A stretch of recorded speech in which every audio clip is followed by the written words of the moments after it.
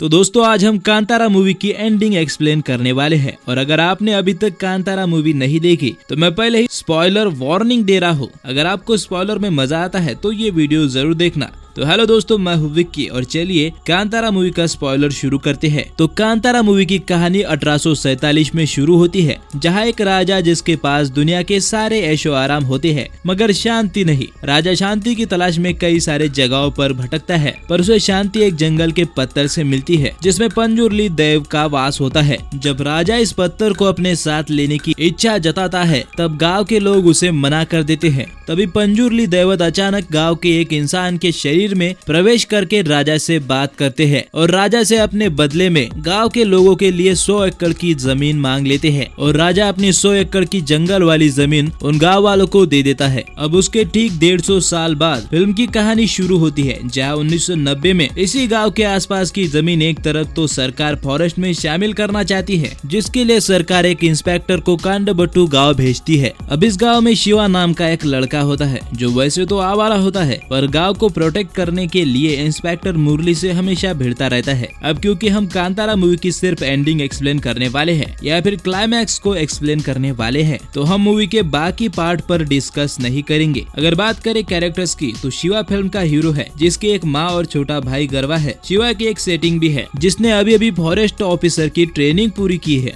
और इंस्पेक्टर मुरली के अंडर काम करती है। इसका नाम लीला है और एक मेन कैरेक्टर है कांडबट्टू गाँव का जमींदार, ये उसी राजा का वंशज है। इंस्पेक्टर मुरली गांव को खाली कराने के लिए आता है और शिवा उससे भिड़ जाता है। इसी कारण शिवा को जेल में डाल दिया जाता है। उधर बाहर कोई शिवा के छोटे भाई गरवा का खून कर देता है। जिस रात गरवा का खून होता है जेल में शिवा को सपना आता है, उसे गरवा पंजुर्ली के भेष में रोते हुए नजर आता है। दरअसल शिवा के खानदान में ही सबके शरीर में कोला के वक्त पंजुर्ली दैवत आते हैं और शिवा के बाप दादा हमेशा कोला करते आ रहे थे। जिनको नहीं पता उनको मैं बता दूं कि कोला एक नृत्य है जिसमें पंजुर्ली दैवत नाचते हैं और लोगों की ख्वाहिशें पूरी करते हैं। जैसे कि महाराष्ट्र में देवी आना होता है, ठीक वैसे ही साउथ में ये होता है। अब हम इसके बारे में ज्यादा कुछ नहीं जानेंगे, आप इसके बारे में गूगल पर जान सकते हैं। जेल से छूटते ही शिवा को साहब यानी जमींदार का बुलावा आता है और जमींदार शिवा को पार्टी देकर ये कहता है कि इंस्पेक्टर ने ही उसके छोटे भाई को मारा है, क्योंकि जमींदार शिवा के लिए मालिक की तरह होता है और शिवा उसका हर काम करता है, जैसे कि शिकार करना और बाकी सारे गैर कानूनी काम भी, और बदले में जमींदार उसे और उसके साथियों को पैसे और शराब देता है। दूसरी तरफ इंस्पेक्टर से शिवा की पुरानी खुन्नस होती है तो वो जमींदार की बात मान के इंस्पेक्टर को मारने निकल पड़ता है, लेकिन बीच में ही उसे पता चलता है कि गरवा को जमींदार ने ही मारा है। और यही नहीं बल्कि धोखे से जमींदार ने सारे गाँव वालों की जमीनें भी अपने नाम कर ली है। शिवा को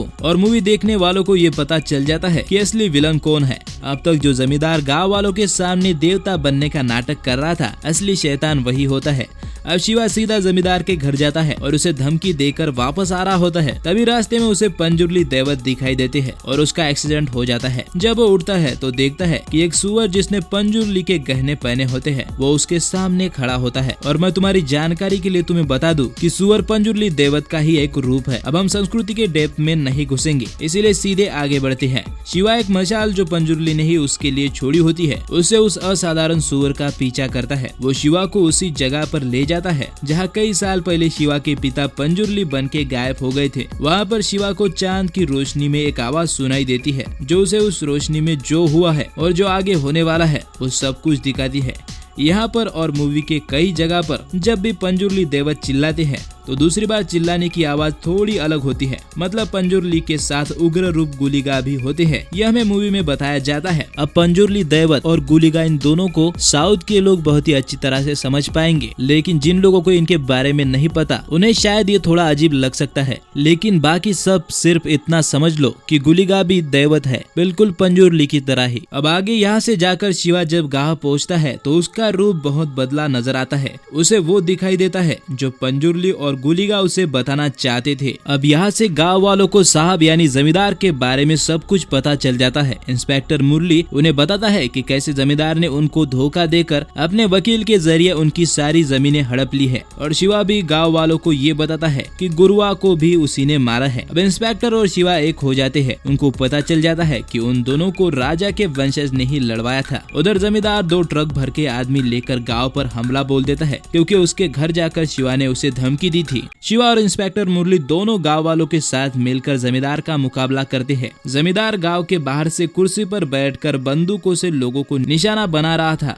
और बच्चे बूढ़े जवान सबको मारे जा रहा था। शिवा लड़ाई शुरू होने के बाद 10 मिनट तक ऐसे ही खड़ा रहता है जैसे कि जागते हुए सपना देख रहा है, फिर अचानक से होश में आकर लड़ना शुरू कर देता है। इस सीन में मूवी हमें फिर से बताती है कि जंगल के हादसे के बाद शिवा बदल गया है। लड़ाई इतनी भयंकर होती है कि इसमें गांव के बूढ़े बच्चे औरतें सभी की लाशें बिछती है, कई सारे लोग मारे जाते हैं, पूरा गाँव जल के खाक हो जाता है, यहाँ तक कि इंस्पेक्टर मुरली भी घायल हो जाता है, मगर शिवा उसे बचाकर गाँव से बाहर भेज देता है। दोस्तों, कांतारा में एक्शन सीन्स इतने रियलिस्टिक रखे गए हैं कि यकीन करना मुश्किल है कि ये कन्नड़ा मूवी है। अब इसी बीच जमींदार शिवा के दोस्त को गोली मार देता है और गुस्से में शिवा जमींदार को मारने दौड़ता है, लेकिन जमींदार का एक बहुत ही तगड़ा और ऊंचा हैवान टाइप आदमी शिवा का गला घोटकर उसे मार देता है। गाँव वाले शिवा को मरता देख अपने हथियार डाल देते हैं, लेकिन अगले ही सीन में शिवा के अंदर गुलिगा आ जाते हैं। अब ये वही उग्र रूप गुलिगा है जो पंजुर्ली के साथ हमेशा से रहते आए हैं और इसके बाद जो 7 से 8 मिनट गुलिगा फाइट और एक्सप्रेशन देता है वो किसी को भी गूज़बम्प ला सकता है। ये 7 मिनट ही मूवी को इतना बड़ा बनाते हैं। गुलिगा के रूप में ऋषभ शेट्टी ने जो एक्टिंग की है वो काबिले तारीफ है। अब आखिर में गुलिगा जमींदार का सर धड़ से अलग कर देता है। ये सीन इस मूवी की जान है। ऋषभ शेट्टी ने इस एक शॉट को इतने अच्छे से प्ले किया है कि जिसे कोई शब्दों में बयां भी नहीं कर सकता।